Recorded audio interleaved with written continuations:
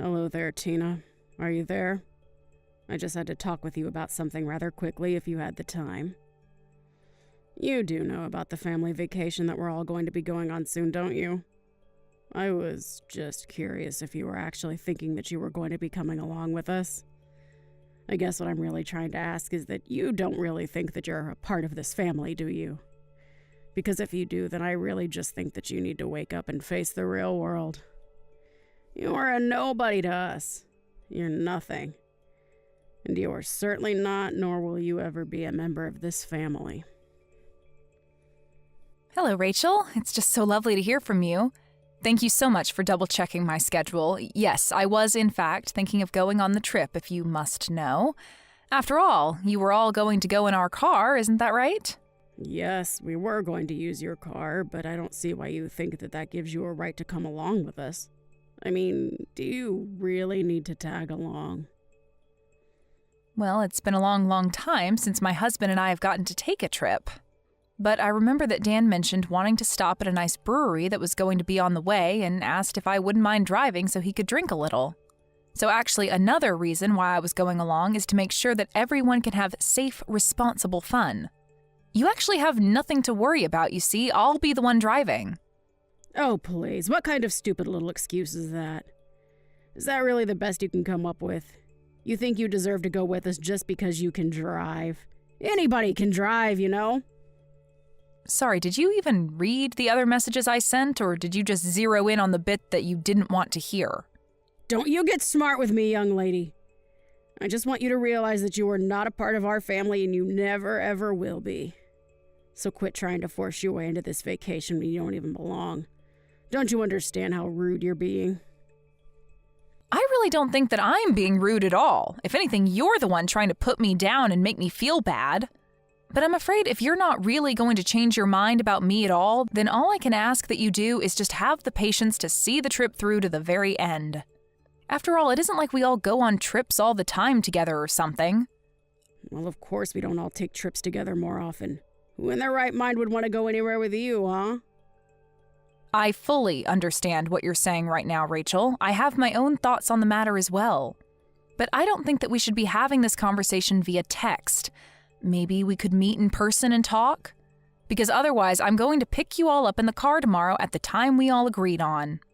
I just don't get what my little Dan was thinking. I mean, what drove him to marry a no-good, nasty woman like yourself? Not only is your personality awful, but you're older than him as well. I mean, he must have so much patience in dealing with you. You know, he used to date gorgeous women who were younger than him and knew how to show respect to their mother-in-law. Maybe if he had married one of them instead of you, then I would finally have a grandchild by now. Sorry, are you talking about the ex-girlfriend that Dan had who stole all of his money and then ran away? I don't really know all the details of why they broke up, so don't go quizzing me about my own son's love life.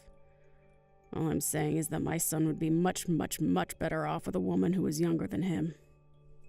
If all that matters is age, then I guess that means I'm better for Dan than you are, isn't that right? Or am I misunderstanding the point that you're trying to make here? Of course that wasn't what I was trying to say, and you know that. Ugh. You really can be such a frustrating person to deal with, do you know that?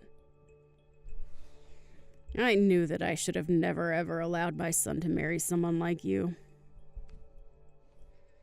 Oh, I know exactly what you meant, but would you like to know how? It's because you've complained about my age to me over and over again. I mean, aren't you bored of having this same conversation all the time? I don't even need to guess at what you might say next because we've already done this several times. And I'll say it as many times as I need to for you to get it through your head that you were too old for my son and that you were never going to be a part of this family. If you don't want to hear the truth about the matter, then you can just pack up your bags and leave. Otherwise, I'm going to keep pushing and pushing and pushing until you're at the very end. The very end? What are you talking about now? The very end of what?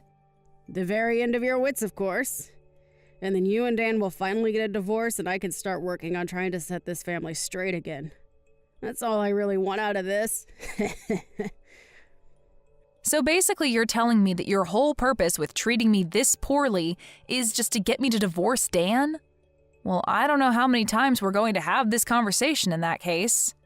But if you are going to be saying the same things over and over again, then so will I.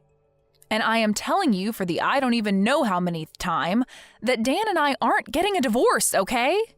So don't bother waiting, don't hold your breath, and don't think that any kind of miracle is going to happen for you. Well, we'll just see about that, won't we? I wouldn't be so confident if I were you. Well, I don't need confidence when I know that Dan and I have no intention of splitting up ever. I just know it won't happen. Anyways, if this is all that you're going to be saying to me now, I think I've had my fill and I'll be taking my leave now.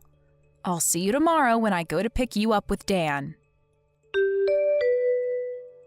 Hey, you were standing right behind me, weren't you? I know that it was you behind me in line. You pushed me into the bathroom and were holding the door closed so that I couldn't get out? What on earth are you talking about? I didn't do anything, dear. But I guess it was bad fortune that someone just let that big, heavy crate slide right in front of the bathroom door, trapping you in there. But at least you won't have to worry about needing to use the toilet since you're going to be stuck there for a long, long time.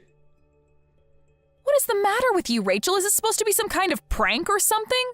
Because it isn't funny. What are you trying to pull here? Well, isn't it obvious? I was just locking you in the bathroom, that's all. I sure hope someone comes by soon to let you out of there, though. I don't get it. Why would you do this to me? I mean, Dan and I go to pick you up in the morning so that we can all enjoy going on a little vacation together, and you lock me in the bathroom? Are you really just going to try and keep me trapped here while you just drive away? Do you really think that you're going to get away with this? You've gone way too far right now. I think the only person that was taking things too far was you. I told you that you were not welcome to come on this family vacation of ours, and you just didn't listen. But now at least we'll finally be able to enjoy ourselves in peace without you. Well, I'm so happy that you're pleased with yourself right now, but just how long do you think that happiness is going to last? Hold on a second. Why can't I get a hold of Dan? Why won't he pick up my calls? Well, that's because I told him that I'd hold on to his phone for him, of course. And then I'm going to tell him that you told me that you had an emergency come up. And I'll tell Dan all about how you had to leave early and called a taxi to come and pick you up. And then we can get on with our vacation and you can have fun waiting for someone to rescue you from the toilet. Are you kidding me? Please tell me that you're not serious about that. Have you guys already left? Did you really just abandon me here? That's right. We're on the road far, far away from you now. So your fate is out of our hands now. I just hope that someone comes along soon to let you out. Otherwise, you could be in there all night. So you're sure that it's a good idea to just leave me here then? Is that really what you want to do? Of course, that's what I want to do. What kind of question even is that? I thought I made it clear that I didn't want you coming on this trip at all. All right, then fine. Have it your way. But just don't say that I didn't warn you. I hope you both get where you need to be safely. Dana, are you there? I really have something that I need to talk to you about right now. Where are you? Please tell me. Let me guess. Things went exactly as I thought they would for you. I heard all about how maybe an hour after you left me, you got on the freeway and ended up in a huge accident. I just hope this serves to teach you a lesson about what you did. But where is everyone right now? Where are you? Where's Dan? Is Dan okay? Dan is fine, actually. You were the one who sustained the worst of the injuries. But honestly, just what were you thinking? I mean, you realized that there wasn't anybody else to drive, right? I was coming along because I would have been the only other person capable of driving. But then you just had to go and pull your little prank and put our family in danger in the process. Tell me, though, was it worth it? You have no idea what you're talking about at all. I was in the car. I know how to drive. Oh, really? Do you? Because if you did know how to drive, then just how did you all end up in that accident then, huh? I mean, you're lucky that you got away with just having your hip broken. You could have lost your life. Don't you realize that? You were acting like a complete idiot, and lo and behold, something bad happened to you. What did you just call me? How dare you say that to me when I'm the one who got in an accident? I mean, sure, it had been maybe a decade since I last ever drove, but still, a car is a car and I know how to drive. I just didn't think that there'd be so many other cars, and I forgot how fast you have to go on the highway. So basically, you didn't know how to drive, is what you're saying then. In fact, is your driver's license even still valid, or were you just driving around with an expired license? You know that means you could be arrested for what you did, don't you? Wait, what? You think that I'm going to be arrested? I mean, you were the one who was behind the wheel of the car. Who else would be liable? Dan and your husband were drinking, so they weren't going to drive, and the only sober person there was you. But you clearly don't know how to drive anymore, and you don't even have a valid license. You were driving, you caused the accident, it's your fault. But that isn't fair. It's not like I forgot how to drive. Besides, it's not my fault that I can't get a new driver's license. It's those darn people at the DMV who refuse to renew it for me. That's right, I had almost forgotten about that. I remember you mentioned that before Dan and I were even married. You mentioned how you told me that you would never be able to renew your license again. Not only did they think you were getting too old, but you had too many strikes on your last one. But it isn't fair. They sent me to their stupid little driving school. I took all their classes and they still had the nerve to not give me a new one. Surely you must agree that this is horrible, right? I mean, who are they to tell me that I can't drive when I know that I can drive perfectly well? Am I really going to be arrested just for a little fender bender? Fender bender? Rachel, you are literally in the hospital and unable to move because of the accident that you caused. Not only that, but you could have seriously injured your son and husband. How can you be so focused on yourself when all that might have happened? Well, I guess that does make some sense when you put it that way. And that's why I was telling you that I needed to be there to drive. But you had to act completely delusional. You locked me in the bathroom and then just drove off without me. Please, Tina, there's no need for you to take this kind of tone with me. Don't you think I've already been through enough with all of this? You must know that I never ever wanted any of this to happen, right? I don't care what your intentions were. Who even gets in a car thinking that they intend to cause a crash anyways? I'm not blaming your intentions. I am blaming the thinking that led up to it. You acted completely irrationally and got your family into a car accident. And that's not saying anything at all about how you locked me in a public bathroom and then just abandoned me. But I just wanted to take a vacation with my family. Is that really so bad? But you didn't even get to have that vacation. You all didn't even make it to the destination we were all supposed to be at by now. Why couldn't you have just waited until we all got there before you started trying to bully me? I understand that you didn't want to be around me and that you were worried that I was only going to annoy you, but surely being annoyed has got to be better than being injured. And to think that this is going to be the last real memory we have together before Dan and I cut you out of our lives entirely. Wait a second, what are you talking about? Why would you and Dan cut me out of your lives? I've already talked to Dan about it, Rachel. I told him all about the horrible things that you say to me. And now, with all that's happened for the vacation, he just can't tolerate you any longer. In fact, he was already going to talk about this with you before we even went on the trip, if you must know. Hold on a second. Now that you mention it, Dan did say that he had something important he wanted to talk to me about. You're telling me that this is that? He wanted to tell me that he didn't want me around anymore? That's right. And there's one more thing that you should know, Rachel. I'm pregnant. Wait, what? You've got to be kidding me. Why am I just hearing about this now? You're only hearing about it now because I know that letting you know any sooner wouldn't have been good for me or the baby. I mean, do you have any idea just how stressful it already is talking to you like this? I knew that if I told you I was pregnant, you would be trying to control my life.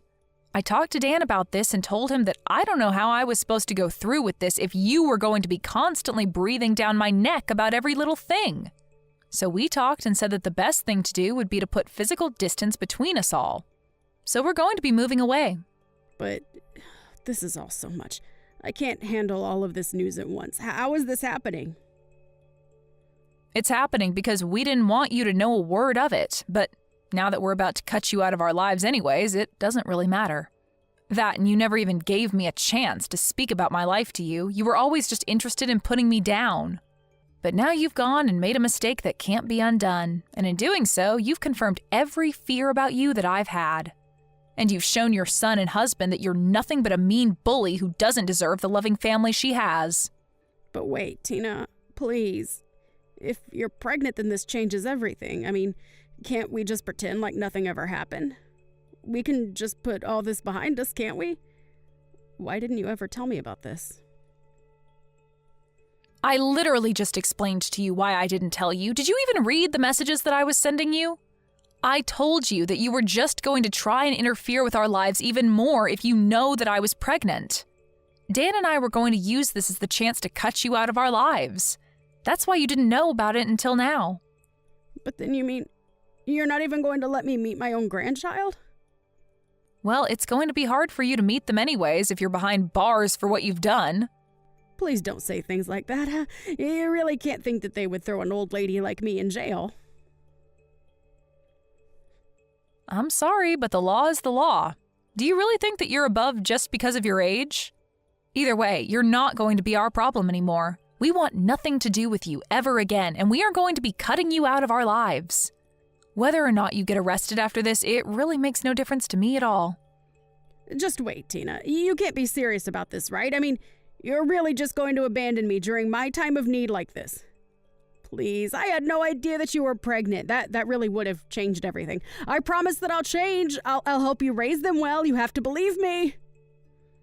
We do not want you to have anything to do with our child at all, Rachel. That's the whole reason we're going to be moving as far away from you as we can. Just stay out of our lives and don't come looking for us. Do you understand? So then you're really serious about all this? But I never even gave Dan permission to do this. You can't just leave me. I'm afraid that we've already made up our minds and we're going to be moving out. That is final. Just remember that you're the one that's going to have to explain all this to your husband.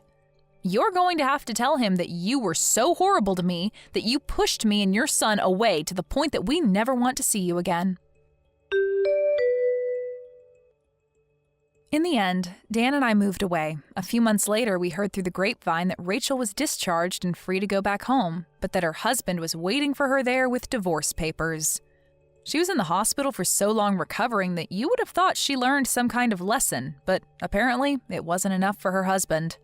Thankfully for her, the other driver in the crash was kind enough to not press any charges on Rachel.